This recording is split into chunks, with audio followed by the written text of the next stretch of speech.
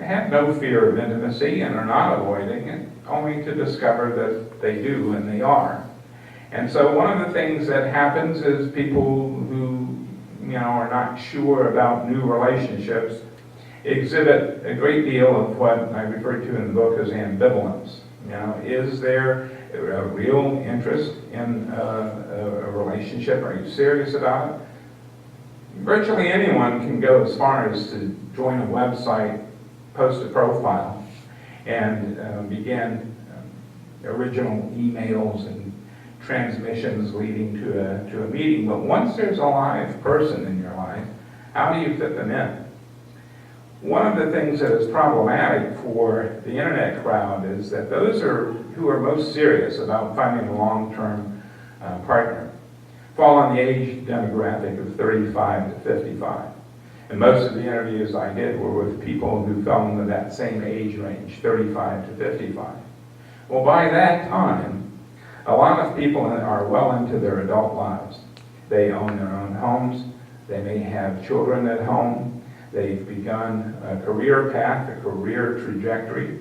They have their own friends that they associate with. They have their own interests, things that they like to do. And now we've got this other person hanging around. How do we fit them in? It is no fun being the guy who's trying to break into someone's life only to find that they are only interested in seeing you maybe once every 2 weeks or something like that. If you're more interested in the relationship than they are, you're off to a bad start.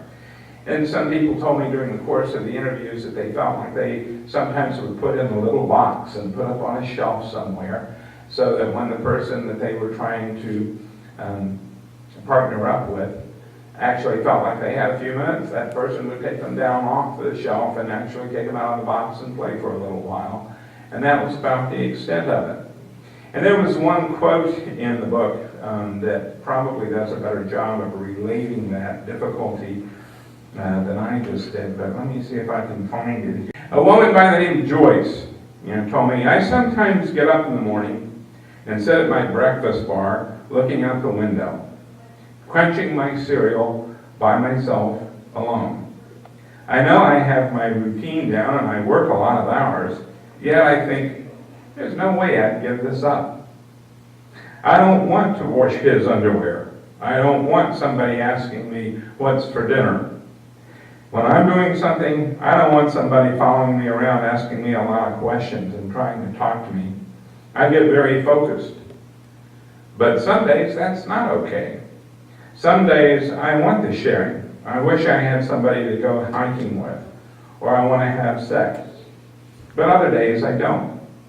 And that's kind of symptomatic of what I'm talking about with this ambivalence, that people are more in love with the idea, I think at times, of having someone in their lives and being in a real relationship than actually having to live that on a daily basis.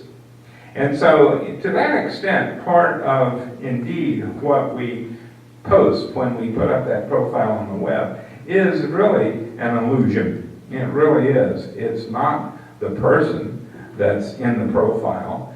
It is, as we said, the first illusion. And there are some people who post profiles that essentially try to tell people what they think they want to hear. There's a guy in my criminal justice work by the name of John Douglas. John Douglas was an FBI agent, and he wrote the very first book on internet serial killers.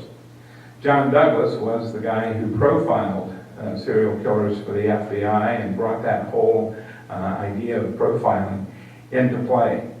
It's become, as you know, exceedingly popular since that time. Well, when Douglas did his book on the first internet serial killer, the title of that book was Anyone You Want Me to Be.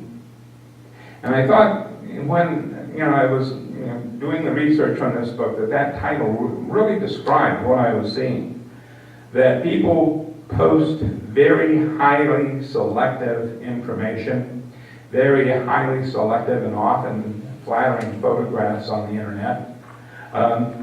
This, is totally under their control. At this point in time, readers who are looking for partners can only see what that person wants them to see, selects